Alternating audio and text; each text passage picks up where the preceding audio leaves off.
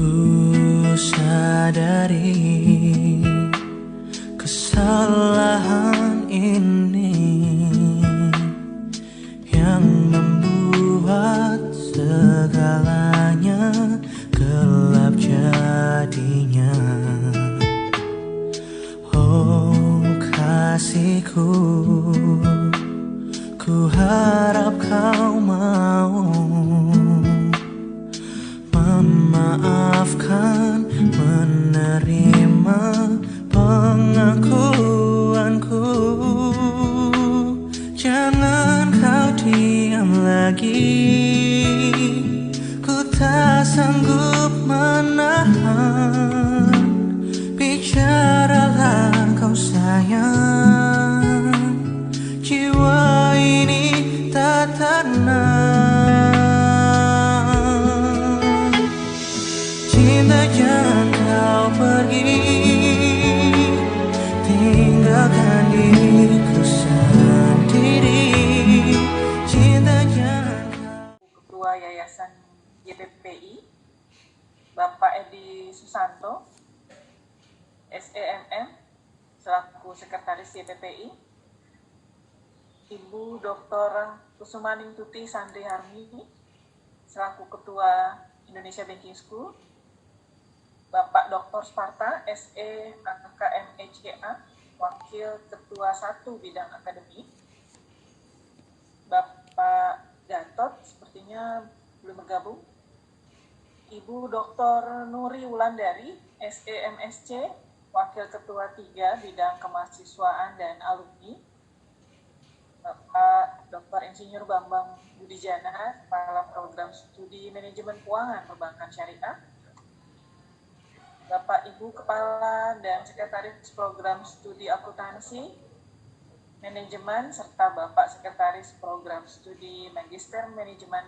Indonesia Banking School, serta Bapak Ibu dosen IB Susanto, SEMM sebagai Sekretaris Yayasan YPPI, kepada Ibu Dr. Kusumaningtuti Sukiono, SHLM sebagai Ketua IBS Indonesian Banking School, Bapak Dr. Sparta, SEAK MECA sebagai Wakil Ketua 1 Bidang Akademik, Bapak Gatot Sugiono, SE sebagai Wakil Ketua 2 Bidang Keuangan, dan Ibu Dr. Nuri Wulandari, SE MSc sebagai Wakil Ketua 3 Bidang Kemahasiswaan, dan Bapak Ibu sekalian peserta webinar ini. Menarik sekali apa yang dipaparkan dalam sesi ini. Kami dari Asosiasi Bank Indonesia itu sangat berkaitan erat dengan adanya financial teknologi. Dan paparan kami selanjutnya ini adalah kami akan menyampaikan penyiapan SDM daripada keuangan syariah di lembaga keuangan syariah berbasis teknologi atau fintech syariah. Ada 4 bagian di session saya ini. Apa itu fintech? What is fintech?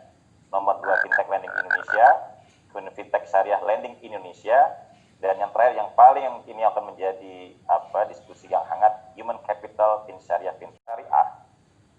Maka fintech syariah itu kalau saya ngambil dari Merriam-Webster Dictionary, itu disebut product and companies that employ newly developed digital and online technology in banking and financial industry. Jadi ceritanya adalah kalau suatu perusahaan dan produk itu menggunakan, mendevelop ya dengan teknologi dan digital yang terbaru itu dalam itu disebut fintech.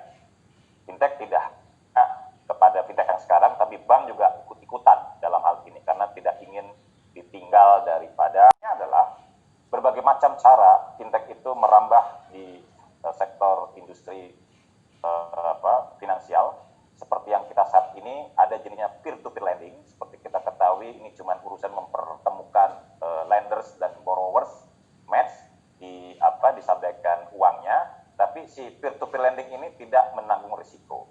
Kemudian lagi ada inovasi yang bentuk payments. Seperti kita ketahui ada e-wallet, ada Gojek, ada GoPay dan sebagainya gitu loh. Itu juga dilakukan. Blockchain daripada seluruh finansial. Kemudian terakhir adalah ini insurtech. Apa sekarang? Ini yang ditakuti oleh perbankan sekarang itu. Ada disruptif daripada teknologi perbankan itu yang diambil alih oleh fintech. Contoh misalnya deposit, orang nabung, itu sekarang udah banyak, ya kan? Dia sekarang bisa pakai proses yang lebih cepat, lean, automated proses, dan gunakan big data. Dampaknya apa? Banking udah bicara soal ada membuat suatu banking tersendiri, digital banking, dan itu benar. Cuman nanti kalau kita lihat aturan dari OJK itu sangat mudah sekali diberikan izin, tapi dari Ibu Bu Subatuti sudah bilang bahwa dibatasi OJK-nya hanya melihat bagaimana supaya fintech itu berkembang dengan baik. Lending Indonesia. Nah, kenapa sih bisa ada fintech itu? Oh, ternyata kita bicara ada yang targeting unbanked dan underserved. Ini yang tidak bisa diceritakan oleh perbankan tradisional. Itu ada gap, orang butuh kredit 57 billion US dollars. Yang ibaratnya kalau kita ketahui kalau kita masuk di perbankan itu pasti ditanyain jaminan, ditanyain BI checking-nya, ditanyain dengan misalnya apakah itu masih termasuk bankable atau tidak dan sebagainya. Nah, ternyata dari source-nya report McKinsey ini mengatakan ternyata Indonesia ini punya gap. Apa gap-nya itu? Pertama, bicara soal berapa tingginya high bank cost, kira-kira tingginya biaya bank. Terus kemudian kalau bicara soal unbankable, itu reportnya mengatakan 60 juta mikro, small, medium size enterprise itu dikategorikan high risk oleh perbankan. Tapi dia butuh uang, butuh modal. Cerita dia mana di kaki 5 itu unbankable, tapi itu visible kira-kira gitu. Nah, itulah yang diceritakan di McKinsey ini bahwa ternyata banyak yang unbankable. Nah, yang terakhir, yang selanjutnya adalah lack of robust credit scoring. Di bank terdahulu adalah sekarang itu hanya menyatakan orang dikasih kredit itu kalau misalnya call BI-nya itu, BI checking-nya itu call 1, lancar. Tapi bagaimana orang-orang yang tidak dikatakan itu? Makanya itu dibuat sekarang oleh fintech itu tidak hanya traditional data, tapi disebut non-traditional data pun digabung. Sehingga robust credit scoring-nya itu kuat. Kalau yang sekarang ini masih kurang kalau di perbankan.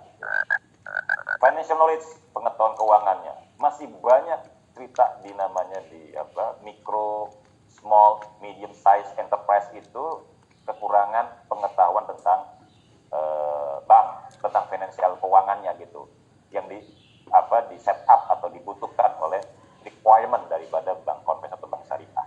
Nah, ini yang menjadi target daripada fintech. Dan lagi ada namanya itu enforcement regulatory, artinya itu pemaksaan gitu ya dari Bank Indonesia itu bahwa dia harus mencapai 15% kredit daripada mikro, small, medium enterprise. Nah, ini agak susah gitu. Hanya 60% yang bisa mencapainya gitu. Nah, ini menjadi sisi daripada bagaimana fintech itu bisa mengambil alih bagian yang tidak bisa dicapai bank. Dan kebanyakan yang terakhir kali ini, bank itu lebih suka kepada korporasi karena lebih gampang daripada OJK. Kemarin saya ngobrol dengan OJK. Bedanya apa sih fintech dengan incumbent LJK ini, lembaga jasa keuangan gitu kan? Ternyata kalau kita kita lihat sendiri daripada karakteristiknya itu berbagai karakteristik. Satu dari bisnis modelnya. Kalau lembaga keuangan itu LJK itu modelnya itu centralized, kontrol dari pusat. Kalau yang ini didistribusikan modelnya gitu loh. Jadi orang bisa akses sendiri gitu loh. Risk modelnya, risk execution dan risk responsibility melakukan akses kepada seperti yang digariskan oleh JK maupun pada Basel. Kalau ini nggak ada no risk exposure, hanya mengelola risiko operasional saja. Karena tidak seperti aturan bank dia menerima uang sebagai deposit, tidak, tapi dia hanya mempertemukan daripada si nasabah dengan atau lenders dengan borrowers. Legal arrangement-nya nasabah dengan bank itu sendiri LJK. Kalau ini nasabah dengan nasabah. Jadi betapa simpelnya fintech ini gitu. Bagaimana intermediasinya? Itu dia sebut intermediasi keuangan. Kalau ini tidak disintermediasi keuangan karena dia bukan sebagai lembaga pengumpul uang. Income-nya apa? Cuman kalau di perbankan itu, kalau syariah pakai bagi hasil, pakai margin, kalau di bank konvensional pakai interest dan fee based income.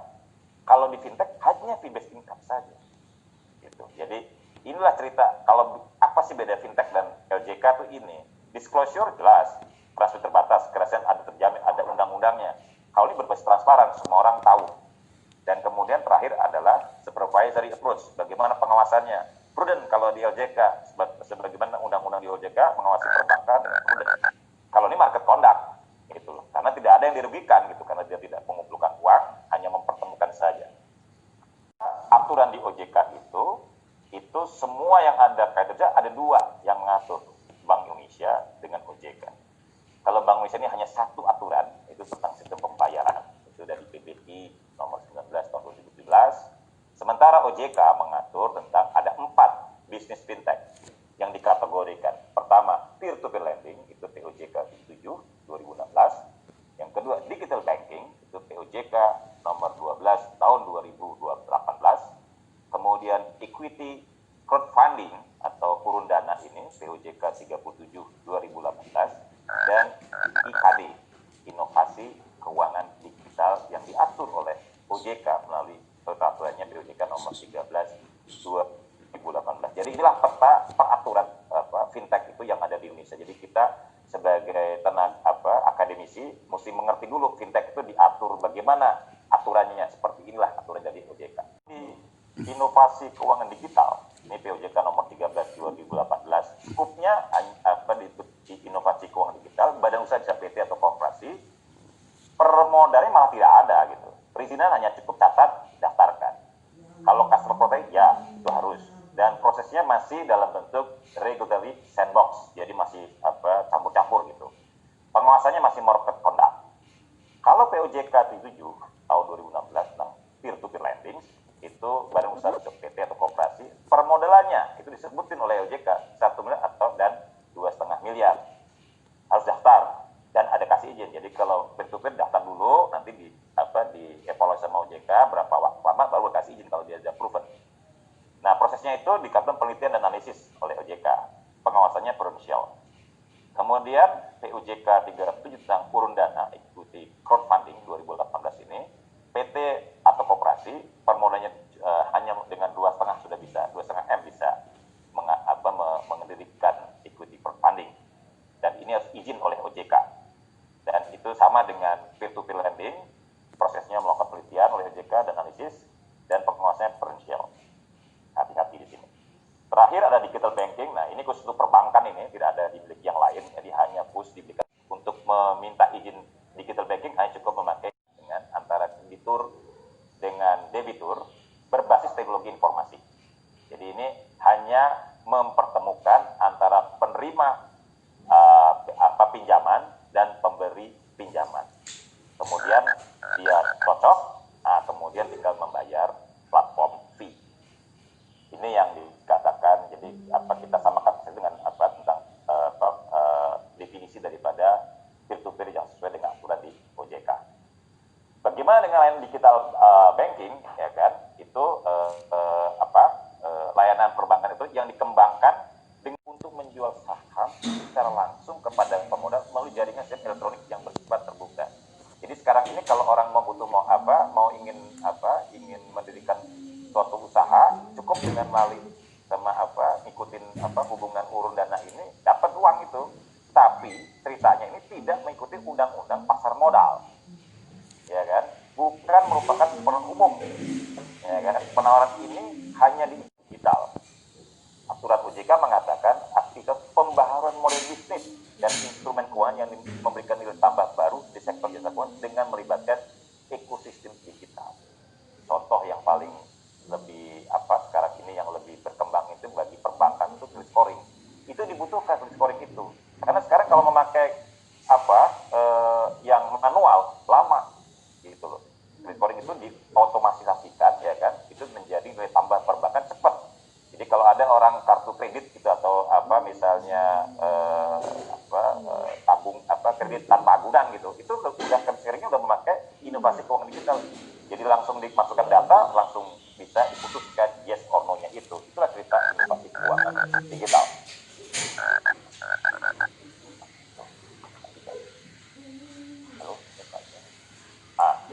Model bisnis. Ini saya contohkan peer-to-peer lending. Nah, karena model bisnisnya peer-to-peer hanya mempertemukan antara borrowers dan private lenders, ya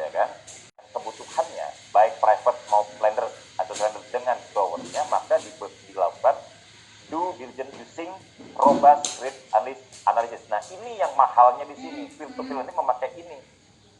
Gitu. Kalau di perbankan pakai manual, masih harus bank checking dan sebagainya, kira-kira gitu. Nah, ini yang mahal.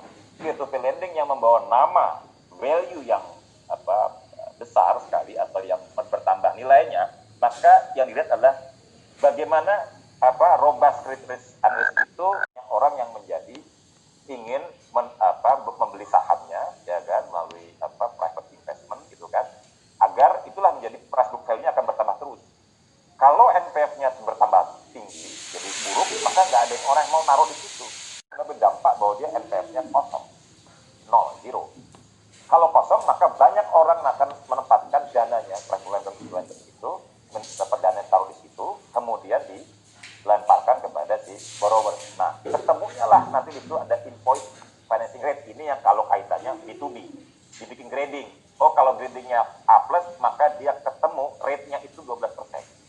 Contoh saja ini. Kalau A-nya tidak plus gitu, di 13 sampai 14. Kalau gradingnya C-, 19 sampai 20%. Kira-kira seperti itulah ininya cerita sistem kerja fintech itu. Supaya apa?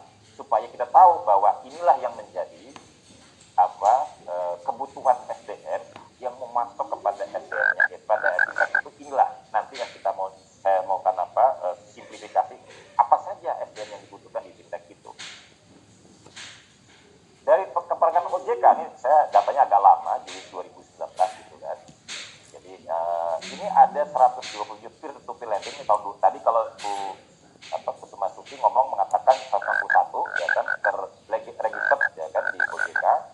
Ini yang sudah didistribusi 44,8 triliun oleh peer-to-peer, dan borrowersnya itu pemilihnya 9,7 juta, dan lendersnya pendananya itu 494.000 ya kan, ditambah yang tercatat 48 inovasi keuangan digital. Nah, inilah, dan dari sekian peta ini ternyata yang peer-to-peer 43% mendominasi. Ternyata memang benar ya, gap daripada kebutuhan itu banyak, maka terlihat di sini nih. Diikuti yang kedua perusahaan payment 26%. Ini juga banyak karena Indonesia ini usia dari lenders ya, ini prototipenya gitu, dan borrowers gitu. Ternyata yang namanya usia, ini yang untuk peminjam borrowers nih, sisi sebelah kanan kira-kira gitu. Itu 69,9 itu dominasinya umur 19 sampai 34 tahun. Ya kan? Jadi orang lulus SMA itu udah, atau yang sudah pegang gadget udah bisa pinjam tuh. Ditambah dengan usia selanjutnya itu sampai dengan 35 sampai 54 itu 28,43%. Jadi inilah yang menopang sekarang ekonomi kita itu, ini yang ada ikut masuk ada di fintech tadi ini. Lendersnya demikian juga, ternyata ya kan, yang mau ngasih tanda kutip yang deposit di situ, yang memberikan pinjaman itu. Nah, kita bisa lihat sekarang konsumsi produk halal Indonesia meningkat sekali. Setiap kali bicara halal itu Indonesia nomor 1. Ini makanan dan minuman. Pasar global itu konsumsi domestik tinggi sekali. Di pasar pariwisata ini masih tahunnya masih tahun dari 2017, Indonesia juga mendominasi pasar pariwisata. Apalagi kosmetik, Bapak Ibu sekalian ya, ini yang ibu-ibu yang suka spa ya kan, yang suka jalan-jalan, yang mani-pedi, itu banyak sekali kosmetik itu ya. Juga banyak, apalagi fashion maupun farmasi. Jadi ini ceritanya konsumsi produk halal Indonesia itu banyak sekali. Ini yang akan diincar oleh namanya milenial kita.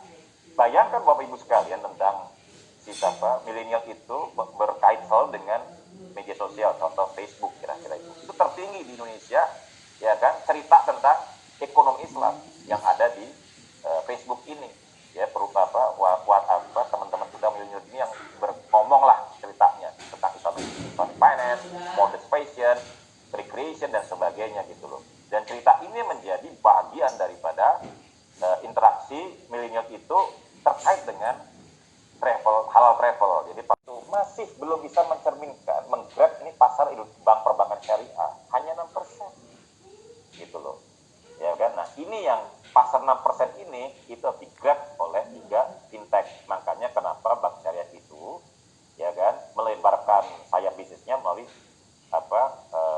digital banking, karena sudah aturan OJK. Ini untuk melakukan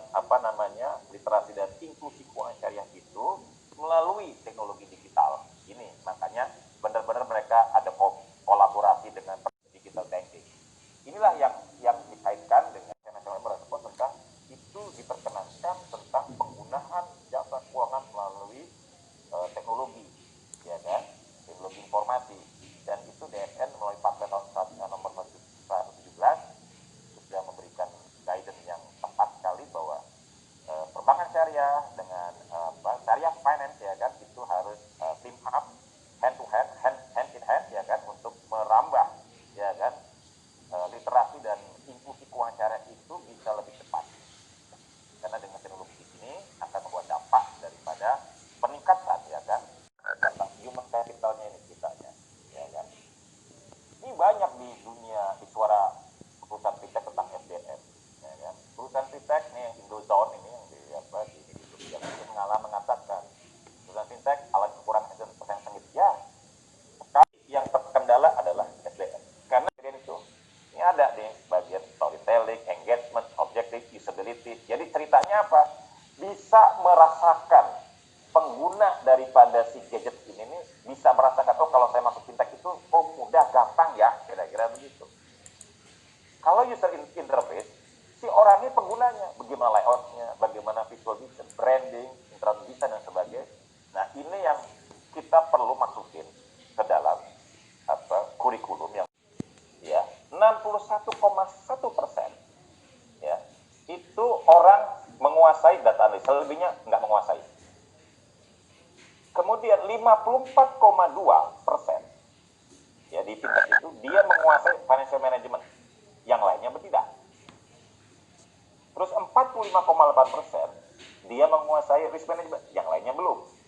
45,8% dia menguasai UX dan UI design, selebihnya tidak menguasai.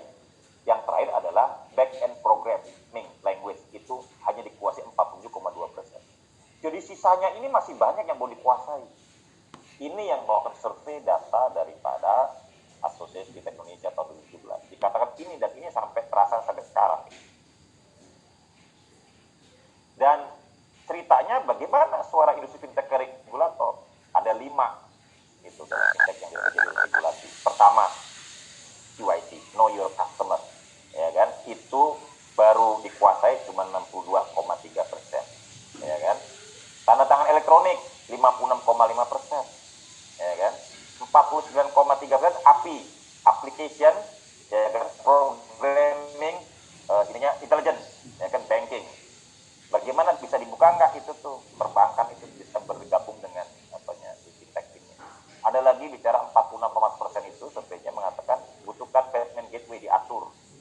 Terakhir adalah e-money 47,8%. Nah ini cerita daripada soal itu. Nah dalam financial management ini dan risk management maka perlu dalam Islamic Banking School ini dalam mata ajar Islamic Banking Finance yang di atasnya itu ditambahkan gitu loh. Oh berarti di sini ada tambah lagi nih tentang fintech di sini, ya kan? Ditambahin dalam program studinya gitu loh. Data analis perlu dengan statistik, ditambah matematika dan sebagainya. KYC dengan tanda elektronik itu kaitan dengan sektor hukum. Kalau ada pelajaran hukum perdata, ya kan, hukum pidana dan hukum lain itu ditambahkan pengetahuan tentang know your customer. Elektronik. Karena sekarang gini, orang cerita terima duit dalam fintech itu nggak akan datang orangnya, datangnya kepada tanda tangan di elektronik itu. Nah ini juga lagi setahu saya sudah diuji oleh Mahkamah Agung ya, itu bahwa itu sebagai tanda yang sah gitu. Tapi itu kan dulu kan bicara tanda tangan basah, XUP design, ada e-money, API gitu kan, ada back end programming language dan payment gateway. Ini dimasukkan ke dalam kalau saya lihat di perguruan itu ada pelajaran manajemen sistem informatika gitu, manajemen informasi sistem, ya kan? Ditambahkanlah itu bagian-bagian seperti ini, e-money, kayak produknya memang e-money, tapi di balik e-money pasti ada cerita tentang teknologinya itu. Nah, itu dimasukkan dalam suatu pelajaran di situ, sehingga nanti kalau memang belum prodi ya ditambahkan pelajarannya saja. Tapi kalau bisa prodi bagus, ya kan? Karena saya paham ini prodi ini harus disesuaikan dengan pertama kebutuhan dan kedua dan diktinya bisa mengadop, bisa memberikan persetujuan gitu. Karena prodi ini sangat kaitannya dengan nanti akreditasi. Jadi itulah yang pandangan saya persiapan kurikulum ini dan dengan menambahkan prodi 1 atau melengkapi prodi yang sudah ada dengan yang diminta oleh fintech. Presentasi saya silakan disampaikan lagi dengan pembicara kedua. Terima kasih. Untuk kebutuhan SDM. Jadi tadi Pak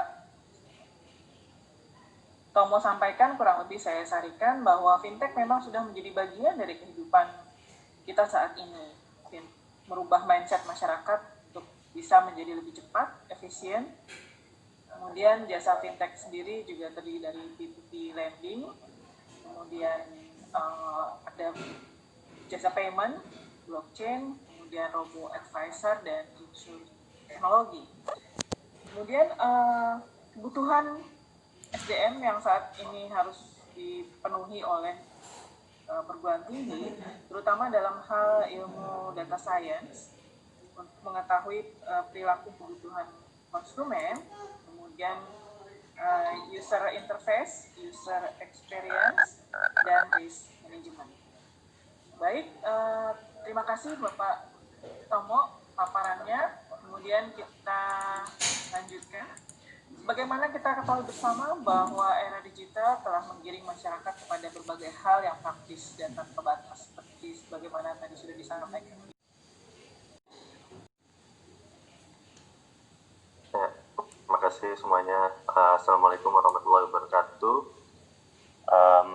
Selamat pagi menjelang siang semuanya, Dr. Puspita dan Pak Di dan teman-teman semua. Izinkan kali ini saya juga mau sharing terkait materi untuk mengimprove SDM daripada IBS untuk kedepannya supaya lebih kompetitif dengan fintech industri yang makin marak seperti ini. Mungkin bisa next slide. Oke. Nah ini mungkin perkenalan sedikit dari saya. Mungkin ini konteksnya juga nanti untuk membahas terkait dengan ide-ide ataupun diskusi-diskusi saya waktu studi saya dulu. Jadi saya Bima, founder dan CEO dari Alami. Itu the leading fintech syariah di Indonesia sekarang. Dan alhamdulillah juga beberapa waktu lalu kita mendapatkan permanent license dari OJK setelah statusnya berizin dan diawasi tipe bisnisnya LTNU BPI atau P2P financing syariah dengan untuk segmen UMKM. Tadi Pak Herbudi juga udah ceritakan perbedaan beberapa segmen untuk P2P sendiri. Kita fokus ke UMKM atau MSME. Produk kita saat ini ajak piutang dan kita lagi develop beberapa produk lain. Next slide. Oke, mungkin akan ada banyak overlap dengan materinya Pak Herbudi. Jadi nanti mungkin saya coba skip aja kalau misalnya memang ada overlap. Mungkin saya akan masuk dari perkembangan fintech industri itu sendiri. Ya, next slide, please. Oke, perkembangan fintech di dunia. Jadi fintech ekosistem di dunia itu juga udah sangat bermacam-macam. Terdiri dari berbagai vertikal. Di sini mungkin hanya beberapa saja yang ditampilkan, seperti robo advisory, RegTech, digital banking, payments, blockchain, insurtech, dan alternative finance. Nah, P2P ini masuknya ke alternative finance. Lalu yang bisa kita juga lihat dari gambar chart tersebut adalah investasi VC atau venture capital globally ke dalam industri fintech itu naik drastis di tahun 2018. Jadi dalam setahun itu mereka menginvest sebesar 55 miliar dolar gitu, dan di 2019 itu agak turun sedikit di 53 miliar. 2020 karena COVID mungkin agak sedikit ke bisnisnya. Jadi ini tadi ya 50 miliar dolar itu diinvest setiap tahun ke fintech industry. Lalu 2 dari 3 financial transaction sekarang terjadi di online. 40% existing banking rules ini akan disrupted by machine learning. Nah ini mungkin sangat relevan dengan diskusi kita kali ini. Kita lihat kalau kita bahas peer-to-peer lending, kita lihat yang paling kiri atas itu ada 33 platform yang berizin, di mana 2 itu syariah termasuk Alami. Lalu ada 161 platform yang terdaftar. Itu legal basisnya POJK 77 tahun 2016, dan salah satu contohnya adalah Alami, ada Modalku, ada Ruang Teman, dan lainnya. Lalu ada juga verticals yang diatur oleh BI seperti payment dan e-wallet, yaitu dia ada GoPay, OVO, dan e-wallet, dan Sendir, Doku, buku cashless untuk payment. Equity crowdfunding itu ada 3 platform sekarang yang berizin dan ada beberapa yang lagi mengajukan perizinan. Lalu yang tadi untuk IKD itu dia encompass banyak vertical. Jadi ada agregator, ada credit scoring, robo advisory, dan untuk cryptocurrency, maaf ini bukan OJK tapi Bapepti, namanya salah.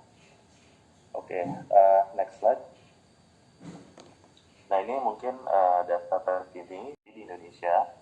Akumulasi penyaluran pinjamannya itu per Maret 2020 udah 102 miliar. Akumulasi rekening borrower udah ada 24 juta rekening. Dari lendernya ada sekitar 630 ribuan rekening. Lalu dari sisi karakteristik borrower dan lender sendiri, kita masuk dari lender mungkin ya. Dari lender itu majority laki-laki 62%. Lalu dari sisi age group itu paling dominan adalah 19 sampai 34 tahun. Yang kita namakan senior millennials. Ini yang paling mungkin dia udah lebih ada disposable income dan juga melek teknologi. Jadi di mana kebanyakan dari lender dan even borrowernya juga itu 19 sampai 34 tahun. Kalau dari si borrower kira-kira 50-50 antara laki-laki dan perempuan. Dari 19 mungkin landasan P2P syariah. Nah, produk yang diatur ada 6, invoice financing, community financing, invoice financing, purchase order, payment gateway, dan online seller financing. Lalu bedanya dengan yang konvensional, di syariah ada DPS-nya, Dewan Pengawas Syariah. Lalu untuk proses pendaftaran dan perizinan juga melalui analisa aset syariah oleh OJK, dalam hal ini IPMB Syariah. Lalu pastinya penagihannya baik dan sopan sesuai syariah. Nah untuk P2P konvensional ini yang sudah terdaftar dan berizin juga diwajibkan untuk menagih dengan baik. Tetapi banyak yang ilegal di luar sana mungkin menagihnya bukan dengan cara yang baik. Lalu dari sisi social finance tentunya P2P syariah juga lebih kental. Next slide. Tadi jadi a glimpse of fintech development di dunia dan juga di Indonesia. Lalu di sini saya juga ingin bicara sedikit tentang masa depan perbankan. Ini dari hasil diskusi saya dengan Profesor Massimo Massa, dia itu Rothschild Chair Professor of Banking di INSEAD, udah senior professor. Lalu juga dari obrolan dengan teman-teman yang kebetulan ada di dunia fintech yang perbankan yang udah maju seperti Standard Chartered. Nah, di sini slide pertama saya itu kita bisa lihat. Jadi ini hasil ngobrol sama Profesor Massimo Massa. Jadi kedepannya itu untuk back-end-nya banking itu imminent untuk semuanya berubah jadi blockchain. Jadi core banking yang ada sekarang yang bank punya satu-satu itu arahnya kedepannya itu akan di-share. Jadi open backend data lah semuanya. Ini kita udah lihat di Europe dengan PSD2 regulation di mana bank harus membuka datanya ke fintech gitu karena concern dari customers yang underserved. Nah itu di Eropa perkembangannya seperti itu dan business model memang lebih agile. Nah dari sisi komersial dan UMKM juga value-nya akan terjadi. Nah itu dari sisi pembiayaan, dari sisi pendanaan pun juga sama. Gitu. Jadi dari segmen retail value-nya akan lebih bagus dari fintech. Nah di satu sisi antara boleh balik ke slide sebelumnya. Nah dari fintech ini juga mereka juga ada akses langsung juga kadang-kadang. Jadi di sini saya ada garis putus-putus antara fintech dan langsung ke customers atau langsung ke bank. Jadi modelnya ini masih akan fluid dan berganti-ganti ke depannya. Tapi kalau memang melihat dari customer facing di nasabah yang milenial terutama itu kebanyakan akan di-tackle oleh e-commerce atau super app gitu. Karena customer millennials ini mereka akan lebih mau deal with something yang memang memenuhi kebutuhan mereka. Jadi kedepannya tuh financial institutions akan dilihat sebagai sekedar studi kasus di UK di mana pendana atau depositor itu langsung bisa berhubungan kepada penerima pembiayaan atau bertransaksi keuangan tanpa startup. Jadi di sini saya tulis Tech Startup 101 kan biasanya kalau ambil basic course itu 101 ya. Jadi ya Tech Startup 101 di sini apa sih? Di sini tuh berbagai bisnis model. mau itu fintech ataupun any other startup, they need to understand, karena sebenarnya fintech itu bukan batasan untuk startup. Jadi a lot of other startup bisa penetrate into finance dan bikin fintech armnya sendiri, misalnya kayak Traveloka dan sekarang ada GoPay dan segala macam, ataupun fintech juga bisa branch to other commerce, misalnya social commerce dan B2B connector dan segala macam. Jadi hal ini fluid, sepertinya tidak bisa dibatasi hanya dengan fintech kata Patrick. Ada business model, harus ngerti juga dengan visi investment, how to grow the business, basicnya gitu kan. Ngerti juga misalnya 3 menit, habis itu buka Wikipedia, habis itu bisa lebih ngerti itu, baca Wikipedia bisa lebih nangkep, habis itu repeat lagi nonton YouTube dengan durasi yang lebih lama, yang lebih detail kayak gitu. Jadi the ability to constantly learning it's very critical, karena gitu fresh grad masuk ke tech industry itu pasti hampir semua yang dipelajarin di kuliah itu nggak kepake. Jadi mereka harus ulang dari nol lagi. Nah ini penting untuk bisa masuk ke tim manajemen di tim player, karena udah dan tim bekerja dengan orang yang dari background yang berbeda-beda. Karena kebanyakan mungkin kan kalau berkampus di sini dan berkampus di sana. Sangat menarik sekali paparan Pak Dima memberikan gambaran bagaimana dunia fintech saat ini, bahwa tidak hanya kebutuhan hard skill yang dibutuhkan, tapi juga kebutuhan soft skills seperti negotiation, communication, kemudian pola pengajaran penyampaian materi ke mahasiswa juga bersifat etis. Perlukan juga pengetahuan dasar untuk hukum-hukum syariah sebagai basic dari ilmu pengembangan produk keuangan syariah. Untuk selanjutnya akan saya membuka sesi tanya jawab diskusi. Saya lihat ada beberapa yang sudah masuk. Bu Alvin, terima kasih ini atas pertanyaannya. Memang bicara fintech itu kebanyakan sekali tidak ketemu tatap muka.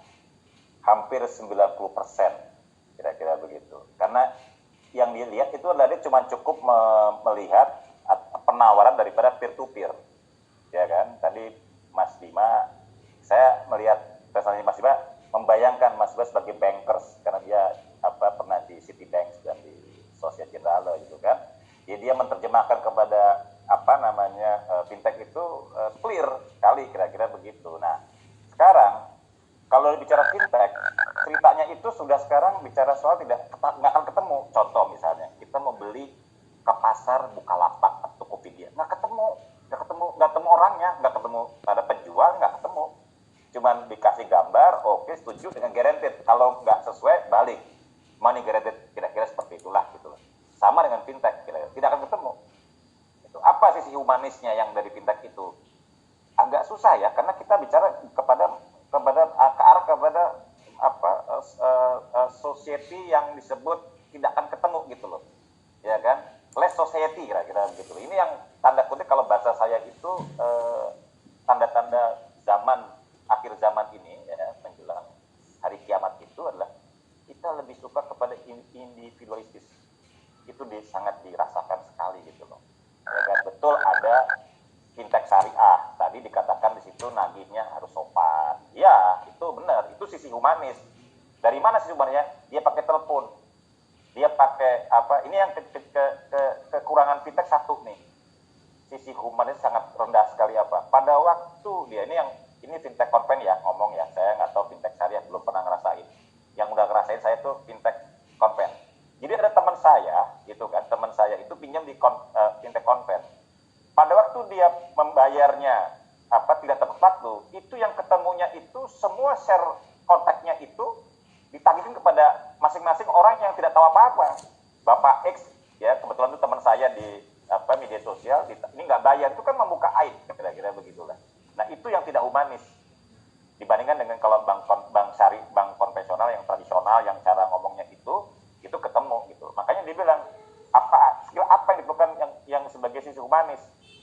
Yang paling utama adalah sekarang pada saat melakukan suatu pemilihan customer. Nah itu bicara perilaku customer, itu yang paling penting.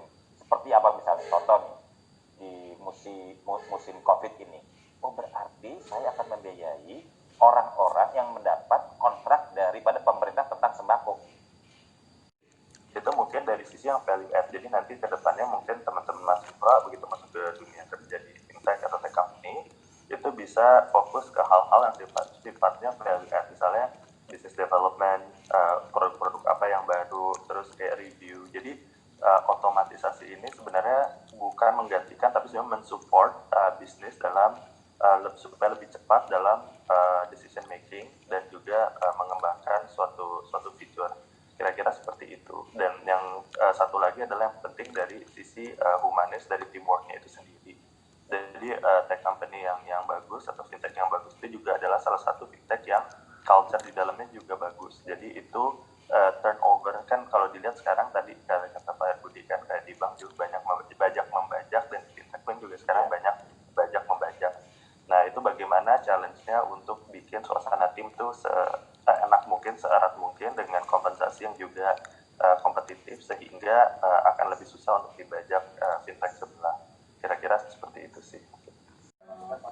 Kelima, kolaborasi fintech dan dunia perbankan. Ini memperlihatkan bahwa akan terjadi pergeseran yang masif mengenai peran perbankan. Jika kita melihat sebagai suatu program sendiri, spesialisasi apa di dalam fintech yang kira-kira bisa menjadi unggulan dari bisnis school seperti IDS? Karena base-nya school, IDS sekarang sudah menjadi bisnis school. Oke. Mungkin untuk menjawab pertanyaan itu sebenarnya banyak ya yang bisa dikerjakan, terutama dari business school sendiri itu mungkin yang sifatnya lebih ke manajerial, sifatnya lebih business development, karena tentunya dari business school mungkin lebih aware dengan produk dan landscape keuangan dan perbankan. Jadi sebenarnya pas untuk business development. Kalau misalkan mendalami untuk corporate finance juga sebenarnya bisa untuk dari sisi fundraising gitu, karena untuk fundraising sendiri ke venture capital prosesnya juga panjang dan perlu mempersiapkan company projection, presentation dan segala macam, mirip-mirip mau IPO gitulah tapi dengan skala yang lebih kecil ya gitu. Jadi itu beberapa hal yang bisa dijalani di dalam fintech di mana business school itu bisa memberikan value kira-kira fresh grade-nya. Jadi ceritanya memang dunia banking dengan dunia fintech itu memang erat gitu loh. Tapi lama-lama itu akan tergeser. Tergesernya apa? Pokoknya sektor retail itu urusannya fintech, udah gitu aja. Yang tidak bisa dimasuk dalam retail fintech hanya corporate banking. Jadi korporasi besar nggak bisa. Karena retail ini, fintech ini akan mengakses yang disebut unbankable dengan underserved, kira-kira begitu. Sementara bank itu ada yang sudah established. Makanya saya mengatakan kalau demikian untuk penyusunan program studi ya kan, itu walaupun Indonesian Banking School ditambah nanti itu ini gini, karena kalau kita ke dikti itu kalau belum ada disebut proven bukti itu bahwa ternyata peminatnya besar atau bagaimana begitu, atau belum penyiapan sumber daya dosennya belum cukup, nggak akan dibuka, kira-kira begitu. Maka dimasukkan sekarang ini tas. Contohnya begini, kalau di situ ada pelajaran mata kuliah manajemen informatika, Bu Sita ada nggak di Indonesian Banking ada pelajaran informatika, sistem informatika ada? Sistem informasi manajemen ada ya. Nah itu sistem informasi manajemen itu harus ditambah lagi informatikanya, kira-kira gitu. Ada satu studi atau satu mata kuliah ditambah lagi gitu untuk melihat kesiapan ini semuanya gitu loh. Kan tadi yang saya bilang yang disebut fintech itu butuh UI dan IX dan sebagainya, ada data science dan sebagainya gitu loh. Itu kalau bisa ya kan ditambah satu mata kuliah atau dua mata kuliah tentang yang tadi yang saya katakan tadi itu gitu loh.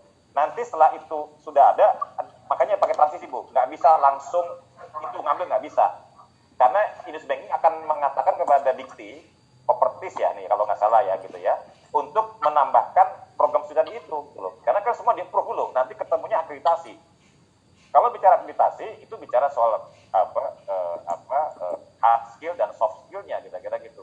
Dosennya mumpuni artinya itu yang menjadi pengayaan berapa SKS yang akan dibutuhkan seperti itu. Kita paling tidak saya menyarankan dari Indonesian Banking School bikin magang dulu ya, atau internship gitu kepada Mas Dima gitu ya, yang syariah kira-kira gitu, ya kan? Ya bangsa 2 minggu lah kira-kira gitu. Seperti apa sih? Get the feeling, apa sih yang diinginkan situ loh.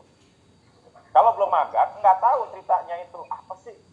Kalau bicara conventional bank atau syariah bank, Indonesia Banking School udah mumpuni, semua dosennya para pakar kira-kira gitu, ya kan? Tapi kalau fintech ini sesuatu dunia yang baru gitu loh. Makanya saya mengatakan nanti mungkin Pak Sparta atau Bu Nuri atau siapa gitu, coba deh magang seminggu 2 minggu, kelihatan seperti apa sih yang diomongin di situ kira-kira begitu. Nah, kalau sudah magang udah tahu, baru kita bicara. Saya ibaratnya karena saya pernah dekat dengan salah satu fintech di Indonesia, Pak Ardian Gunadi, itu rekan saya di Bank Muhammad, direksi Bank Muhammad gitu, sekarang masuk di Investri, dia sebagai co-foundernya juga. Jadi saya bisa berbicara, oh sebenarnya perbedaan fintech sama dengan bank itu tidak ada bedanya gitu. Hanya masalahnya itu diotomatisasi, digitalisasi, lebih streamline, ya kan, lebih cepat, tanpa seperti perbankan yang tanda kutip itu berliku prosesnya gitu loh.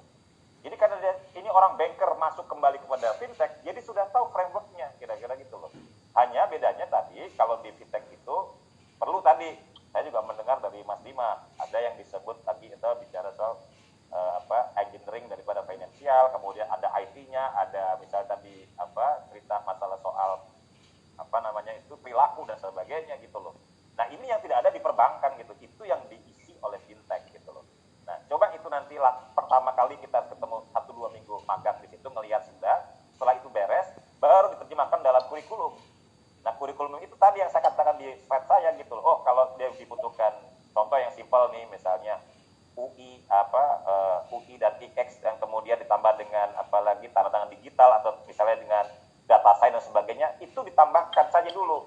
Terima kasih Pak Tomo dan Pak Ibu. Bapak sebaiknya mata kuliah tersebut tetap digabung sebagai perbankan dan fintech, atau dijadikan mata kuliah masing-masing, perbankan sendiri dan digitali perbankan dan fintech sendiri. Kemudian pertanyaan Ibu Wiwi yang kedua, beberapa mata kuliah kuantitatif seperti matematika bisnis, statistik, dan lainnya belum menekankan pada teknologi digital. Bagaimana saran Pak Tomo dan Pak Dima dalam menyikapi hal tersebut? Karena industri fintech itu industri tersendiri yang diatur OJK tersendiri, maka sebaiknya dipisah. Karena apa? Karena dalam fintech itu kurikulumnya kalau dengan banking itu berbeda gitu loh.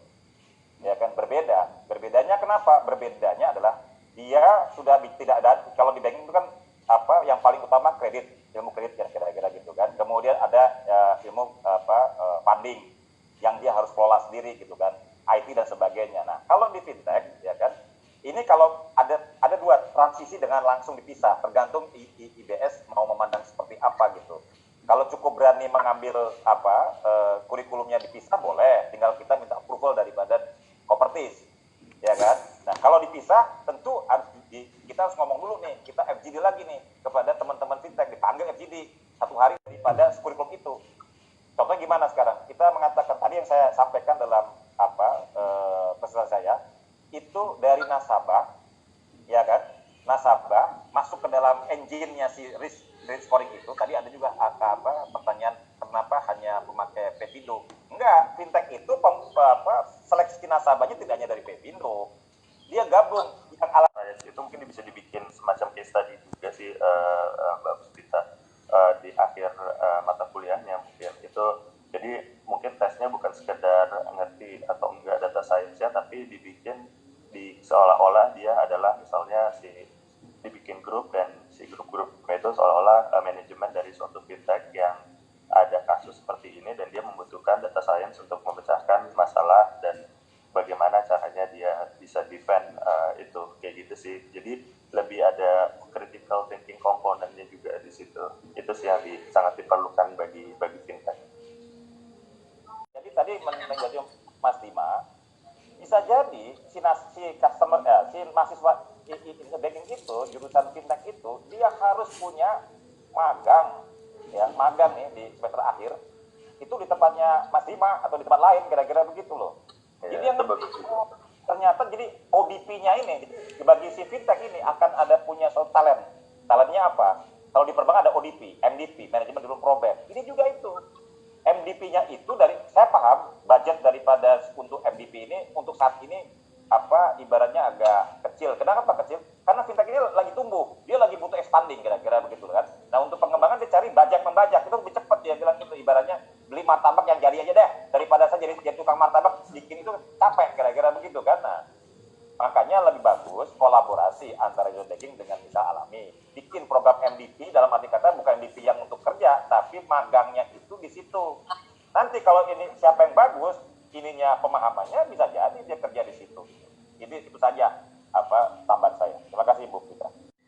Penutup dengan hormat kepada Ibu Dr. Kusumaning Tuti, Ketua IBS untuk memberikan tanggapan atau barangkali ada yang ingin ditanyakan kepada para pembicara. Ada Ibu Titu, silakan.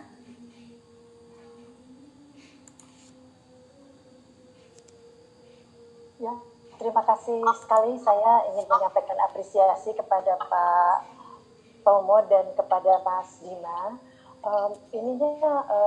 Penyajiannya bagus dan juga dalam diskusinya tadi menarik sekali. Sangat banyak hal-hal yang rasanya belum pernah kita dengar ya. Dan juga tips yang terakhir mengenai bagaimana menyisipkan pelajaran-pelajaran yang belum kita masukkan. Sebenarnya Pak Tomo dan Mas Bima itu kita inginnya tidak membuat prodi baru dan karena itu kan akan menambah perizinan yang menjadi lama gitu. Jadi kita inginnya dari kurikulum yang ada itu disisipkan mana yang belum dapat. Nah itu nanti kiat-kiat yang tadi disampaikan seperti adanya data science yang mencakup segala macam tadi statistik, matematik, data dan sebagainya itu dijadikan satu nanti bisa diramu oleh ibu-ibu, bapak-bapak yang sedang sibuk ini mereview kurikulum dan tadi materi bahan yang bisa disajikan juga bisa dijadikan acuan. Saya kira sangat bermanfaat sekali sharing session siang hari ini. Mudah-mudahan kita bisa memfollow up dengan baik dan tidak tertutup kemungkinan kalau ada pertanyaan bisa tanya ya Japri kepada Pak Tomo dan kepada Mas Dina dan mudah-mudahan bisa ada kerjasama ya untuk magang bagi siswa kami di semester-semester saat terakhir supaya bisa melihat praktiknya di lapangan bagaimana yang sesungguhnya dirasakan dan critical thinking-nya bisa diterapkan pada saat magang. Seperti itu. Terima kasih banyak. Terima kasih Bu. Ya. Sangat cepat, bayangkan. Jadi ya happy to share to IBS. Terus kalau kedepannya juga butuh sharing ataupun pendampingan, feel free to reach out to me. Terima kasih Dokter. Terima kasih Mas Dina.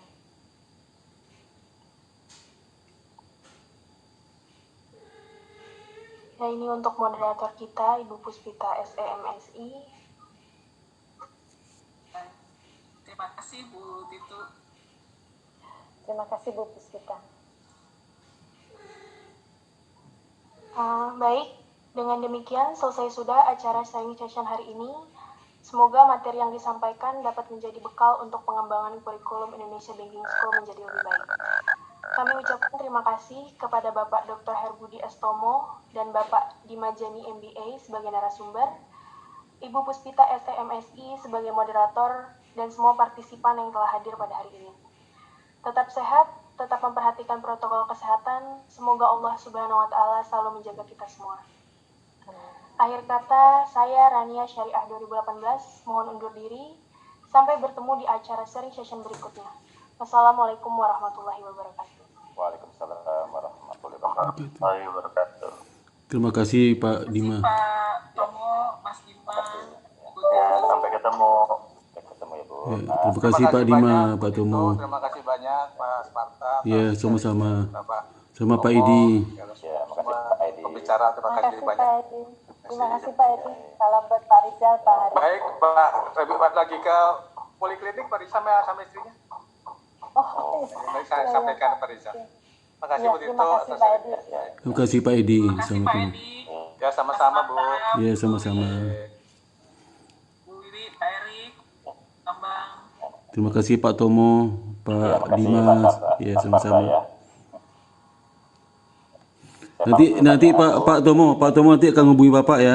Ada bagian kerjasama kami menghubungi Bapak untuk kerjasama magang. Itu untuk ngajar juga nanti Pak. Iya siap. Iya, Kalau- siap. Kalau memang jiwa saya jiwa Oh ya, pengajar loh, Pak Sparta. siap. Iya. Nanti Pak Bambang Budijana yang itu ngatur itu. Iya. Iya. Ya. Terima kasih Pak Sparta. Iya, ya. sama-sama Saya Pak pamit Tomo. ya, Pak ya. Iya Pak Tomo, terima kasih banyak Pak. Assalamualaikum. Oke. Oke Pak Dima.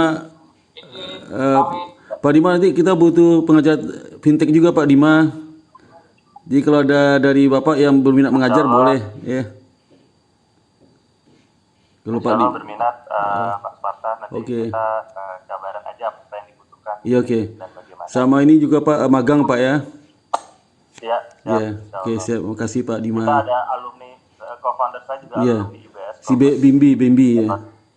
Iya, Bimbi. Bimbi. Itu masih saudara Pak, mirip wajahnya Pak. Kenapa Pak? Masih saudara sama Bimbi, wajahnya mirip. Oh enggak, saudara seiman. Aku justru seiman. Bimbi mahasiswa saya Pak dulu Pak, baik orangnya. Oh iya, Iya. insya Allah ya baik banget. Makanya yang nagih kalau Bimbi kan insya Allah baik dan sopan. Iya. Iya. Kemarin Siap-siap. juga ada 2 mahasiswa magang di sana ya, Mas Dima ya? Iya, Noval sama Izan. Iya, sama Iza. Nanti kita kalau minta kuota lebih banyak boleh Pak Dima ya. Kuota masa magang. Insya Allah Pak. Iya. Insya Allah nanti habis fundraising selesai kita cepat, insya Allah butuh lebih banyak. Oke begitu, kasih Pak Dima. Mas Muhammad Dan juga bisa dijadiin champion buat sharing pengalaman mereka ke teman-teman yang lain. Oh iya. Pak. Iya baik Pak Dima. Iya. Terima kasih Mas Dima.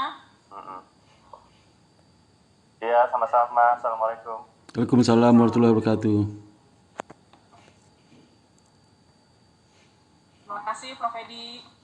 Terima kasih Bu Ida, saya udah di Wisman. Terima kasih Pak Sparta. Sama-sama Prof ya, sama Prof. Atas kehadiran. Meeting Pak ya, terima kasih sering. Iya. Saya banyak belajar karena bidang saya sebenarnya statistika ya, jadi di urusan syariah, urusan banking ini saya terus ngikutin supaya saya juga ya kalau di BS nanti bisa in lah. Oke, makasih Pak Edi, Prof Edi. Terima kasih kesempatannya Pak Sparta. Iya, makasih Prof Edi. Terima Nanti- kasih Pak Nata, terima kasih Bu Oke. kita. Nanti di Kamis jangan lupa, Kamis ada lagi sesi berikutnya. Iya. Terima kasih Bu Wiwi. Iya.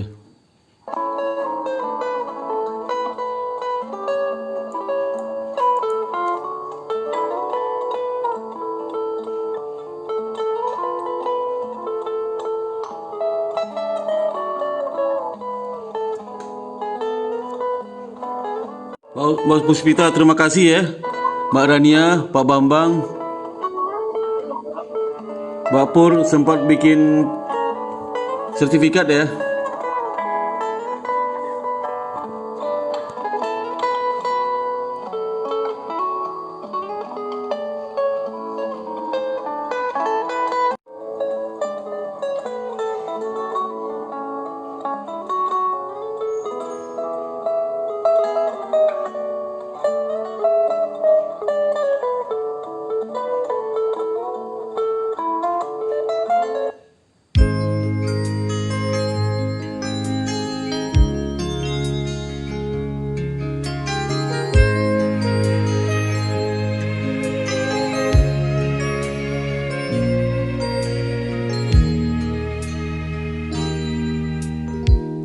Pernahkah kau coba menerka